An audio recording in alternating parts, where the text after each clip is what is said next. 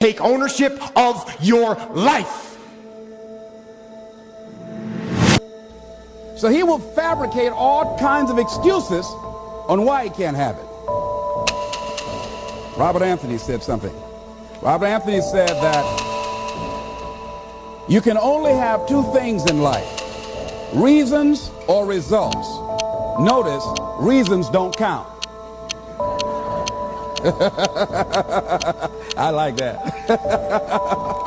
Folks will always point out reasons on why they're not living their dream, on why they're not manifesting their greatness. They will always be able to point those things out, but none of those things count. The only thing that counts are results, and results don't lie, ladies and gentlemen. They tell it all. Judge a tree by the fruit that it bears, not the ones that it might talk about, not the ones that it might wish for or think about or affirm about, but the fruit that it actually bears. So let us look. I think that all of us are committed, but I think that some of us are producing results in our lives that level of commitment brings that we particularly don't like or find distasteful. I don't think that as a participant in life, you cannot be committed. You're either committed to mediocrity or you're committed to greatness.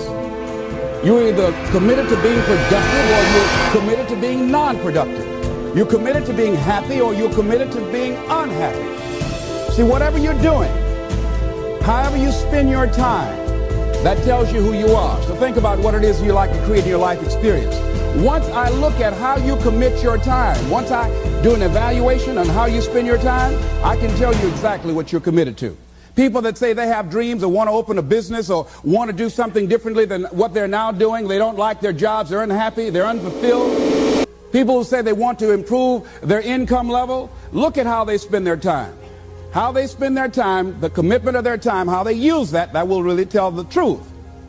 People who said, I'd like to do better, but you don't find them in vocational or technical schools upgrading their skills and their knowledge, how they spend their time, that will tell you what's going on. People who say they want to normalize their weight, they want to be healthy, but every time you see them, they're eating, that will tell you that they're committed to being obese for the rest of their lives. People tell you they want to stop smoking and they're lighting up at that time. Folks that say, I want to stop drinking, and every time you're in their face, they're reeking with alcohol, that will tell you what's going on. Don't have to listen to what they say, just watch what they do. Commitment shows up in your life in what you do. On the other hand, 75% of my income, I took discipline to do that, but I started watching how I was spending my money. I started keeping a log and following myself. So you want to begin to find something that is manageable, that you know that you can do.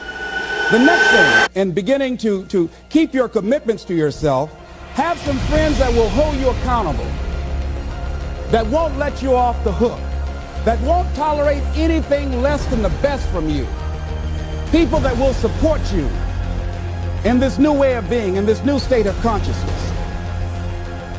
The other thing is that important is have a contingency plan. See, many times when you make a commitment to do something, there are some other variables that will happen that you can't control or you perhaps did not think about. So you want to have some other plans going on. You want to become creative. See, most people don't keep their commitments because when something goes wrong, they just stop. They don't have a contingency plan. So they don't know what to do next. Start being creative. If you challenge yourself, many times we say, I don't know what to do, and I always ask myself, but if you did know what to do, Les, what will it be? That activates another part of my mind. I start thinking about the possibilities and just experiment. But many of us just stop dead in our tracks. I don't know what to do. You do know what to do. You got genius in you. Challenge yourself, push yourself, make yourself come up with something. Use your imagination. And what you will find is that you know more than you realize that you know. At first it's going to be a struggle. And after you get into a certain level of consciousness, you will ask yourself, how is it that I didn't see this before? At the level that I'm managing my business now, they say consciousness is what we are. I literally look at myself and say, how is it that I didn't do this before? Why is it that I couldn't see this before? And the reason that I didn't see it before, because I didn't challenge myself. See, the reason that most of us go through life never discovering our true greatness, literally walking, breathing corpses, the uncommitted life isn't worth living. Why? Because it doesn't produce anything. See, you only make things happen. Your life only counts. You only make a difference when you are committed. Tell you something. It hurt. It hurt my ego. It hurt my pride to take the blame. But I also knew. I knew that to maintain my integrity as a leader and as a man, I had to take responsibility. And in order to do that, I had to control my ego so that my ego did not control me. And you know what? I didn't get fired. In fact, my commanding officer, who had expected excuses and finger pointing, when I took responsibility, when I took ownership, he now trusted me even more. And you know what?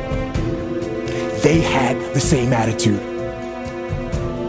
Unlike a team where no one takes ownership of the problems and therefore the problems never get solved, with us, everyone took ownership of their mistakes. Everyone took ownership of the problems. And when a team takes ownership of its problems, the problems get solved. And that is true on the battlefield, it is true in business, and it is true in life. So I say, take ownership. Take extreme ownership. He did something for me. He started planting seeds in my mind that enabled me to begin to dream, as Dexter has been doing for you. And ladies and gentlemen, I started working on my dream. And most people don't work on their dreams. Why? For many years I didn't. One is because of fear. The fear of failure. What if things don't work out? And the fear of success. What if they do and I can't handle it? The other thing is that most people, ladies and gentlemen, they get comfortable. They stop growing, they stop working on themselves, they stop stretching, they stop pushing themselves, and they end up becoming very cynical about life, and they throw in the towel on themselves, on their families, and on their dreams. And the other thing is that most people don't feel worthy. What I'm doing now, I could have been doing years ago. But because I did not have a college education, because I didn't believe in myself, because I allowed other people's opinion of me to control my destiny, I didn't act on my ideas. So I applaud you for your dreaming, for your running toward your dream. I applaud you for believing in yourself, because that's what life is about, stretching and challenging, looking for ways that you can begin to improve yourself. And ladies and gentlemen, as a result of stretching out, of acting on my dream, and I don't know what that dream is for you, I can tell you that it's possible.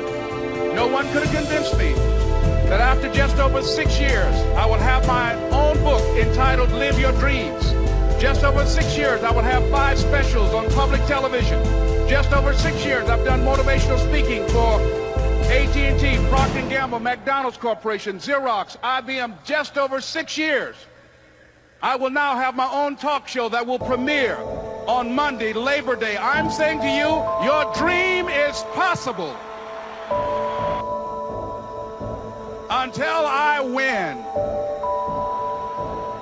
John Leslie said, no, you can't go now, Dad. I said, why? He said, it's not over until I win.